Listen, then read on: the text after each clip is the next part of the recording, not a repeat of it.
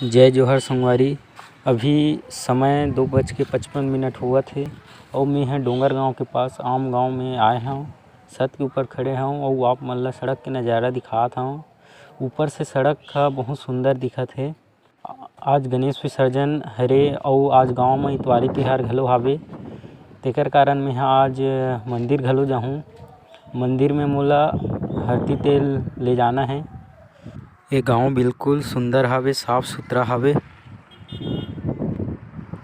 Video ला पूरा देखो, आप मन ला मंदिर के दर्शन करहूँ तो चलतन फिर।